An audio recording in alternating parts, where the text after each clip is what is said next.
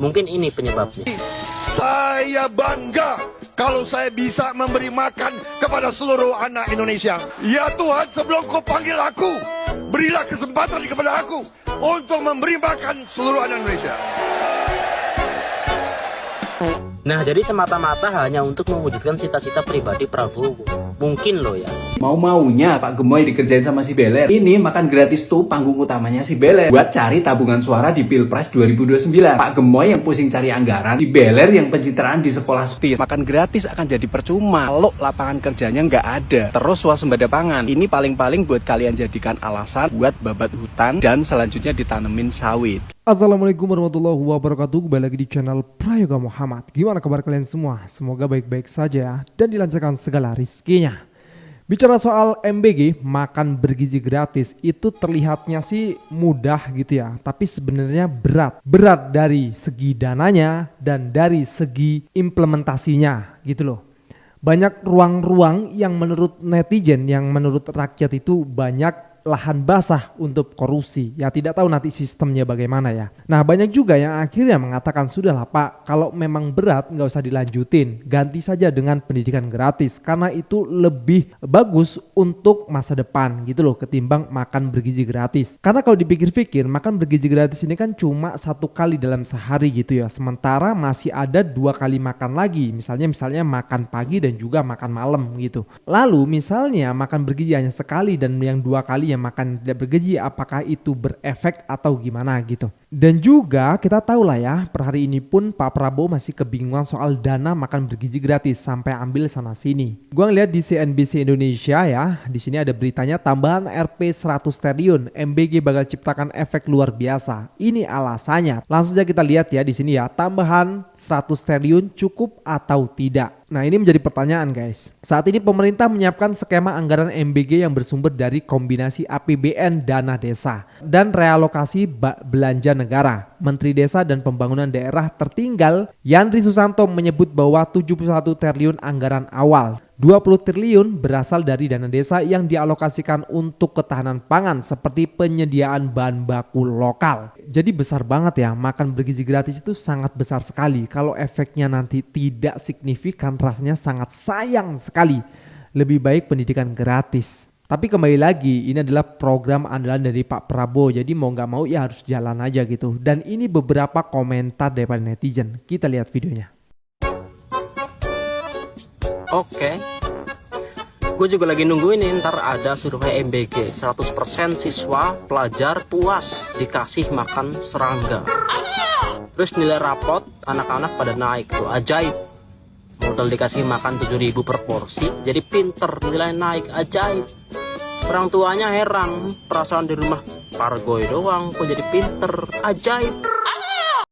Kenapa program makan bergizi gratis itu terkesan seperti dipaksakan tanpa mempertimbangkan prinsip keadilan substantif, efisiensi anggaran, fokus terhadap target penerima manfaat yang benar-benar membutuhkan, efektivitas jangka panjang. Mungkin ini penyebabnya. Saya bangga kalau saya bisa memberi makan kepada seluruh anak Indonesia. Ya Tuhan, sebelum kau panggil aku, berilah kesempatan kepada aku untuk memberi makan seluruh anak Indonesia. Nah, jadi semata-mata hanya untuk mewujudkan cita-cita pribadi Prabowo.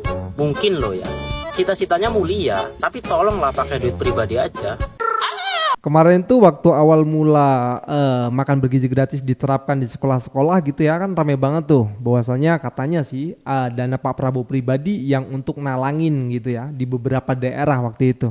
Tapi akhirnya itu juga menjadi pro dan kontra tuh. Banyak yang dari netizen juga yang mengkritiki soal itu gitu.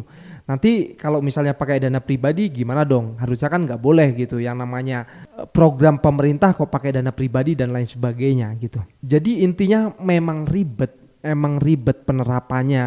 Emang ribet makan bergizi gratis ini ya. Makan siang gratis mending ditunda dulu aja deh, nggak usah maksa-maksa kalau belum mampu. Masa mau diganti serangga sama belalang? Kecuali bapaknya nyobain dulu tuh rasanya kayak gimana. Lagian kan juga harga serangga belalang tuh mahal loh di supermarket, gak murah. Emang sanggup negara? Sementara budgetnya kan terus dikurangi itu. Ini kok bisa pendidikan gak dijadikan prioritas? Malah makan gratis yang dijadikan prioritas. Ini negara apa warteg sih? Mau-maunya Pak Gemoy dikerjain sama si Beler. Ini makan gratis tuh panggung utamanya si Beler buat cari tabungan suara di Pilpres 2029. Pak Gemoy yang pusing cari anggaran, si Beler yang pencitraan di sekolah-sekolah. Kalau Pak Gemoy mau nyelamatin masyarakat Konoha, bisa loh program makan gratis ini dijadikan alat buat nenggelamin si Beler. Jangan mau Pak dikerjain sama si Beler. Mending kerjain balik aja. Besok menjelang Pilpres, ubah aja UU-nya. Tambah satu lagi pasal, yang Beler nggak boleh ikut gitu. Dijamin Konoha aman dari kapling langit sekalipun. Udah pada tahu ini kan? Sadar nggak sih kalian kalau program-program yang menjadi program prioritas ini sebelum ada negara, bahkan dari zaman megalitikum sekalipun, orang-orang tuh udah bisa mengupayakan hal-hal ini, baik secara individu ataupun secara kolektif. Nah, ini ada sebuah negara yang katanya sudah merdeka, itu malah mengurusi program-program pada zaman megalitikum. Harusnya ya, dengan dibentuknya sebuah negara itu, mereka melakukannya dengan lebih naik level lagi, dengan memikirkan sistem, desain, ataupun rancangan, sehingga masyarakat bisa lebih maju lagi, dan hal-hal dasar tadi bisa didapatkan dengan jauh lebih mudah. Contoh makan gratis akan jadi percuma kalau lapangan kerjanya nggak ada. Terus swasembada pangan, ini paling-paling buat kalian jadikan alasan buat babat hutan dan selanjutnya ditanemin sawit. Kita lanjut part 2. Nah ini cakep banget ya, makan bergizi gratis itu jadi nggak berguna kalau lapangan pekerjaan juga nggak ada gitu ya. Lebih baik lapangan pekerjaan yang dibuka sehingga para orang tua itu bisa memberikan makan yang bergizi untuk anak-anaknya. Mungkin itu lebih baik sih ya, diganti dengan pendidikan gratis. Karena banyak juga yang mengeluhkan soal pendidikan gitu loh. Apa salahnya sih pemerintah itu memberikan pendidikan gratis dari mulai SD sampai perguruan tinggi gitu, dan itu juga cita-cita dari Pak Anies Baswedan ya kan, bukan malah justru makan bergizi gratis yang kita melihat dananya itu luar biasa besar sekali. Dan di situ menurut pengamat politik juga, banyaklah pengamat ekonomi dan lain sebagainya, itu banyak lahan basahnya gitu. Bahkan kan sudah ada tuh beberapa waktu itu memberitakan soal untuk piringnya itu, nah itu ada yang ngasih harga gitu, padahal itu sudah gratis dari atas gitu. Kan ini kocak juga ini. Hal-hal yang seperti ini yang akhirnya membuat netizen, rakyat itu banyak juga yang pesimis gitu loh. Kagak resep gue nonton berita di negara sendiri. Apaan? Ketahuan udah jelas-jelas nilep duit orang lain, tapi di penjara bentaran doang. Orang menoh kayak di Korea Selatan, presiden bisa dapat hukuman mati cuma gara-gara berontak doang. Berarti kan menunjukkan walaupun dia punya kekuasaan, kagak bisa seenak-enaknya. Jangan kayak di Indonesia yang harusnya dihukum mati, malah dihukumnya nanti. Ada orang begitu, idih alah. Beredar berita Hasto itu nggak jadi ditangkap karena diduga Megawati menghubungi Bapak Presiden Prabowo. Cuman bukan itu poinnya. Poinnya adalah nggak akan ada lagi bongkar-bongkaran karena Hastonya nggak jadi ditahan. Lucu kan jadinya. Jadi berkas-berkas yang disembunyiin Bu Koni nggak bakalan dibuka tuh sampai kapanpun, sampai mereka diusik lagi, baru ditakut-takutin lagi. Paham kan jadinya? Dari drama itu Mulyono dan PDIP ya kayak gitu. Semua kasus cuma jadi bahan sandraan.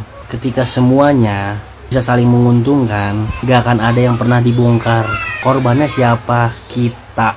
Maling itu ada dua. Yang satu, maling harta benda kalian karena kebutuhan ekonomi, kebutuhan kehidupan.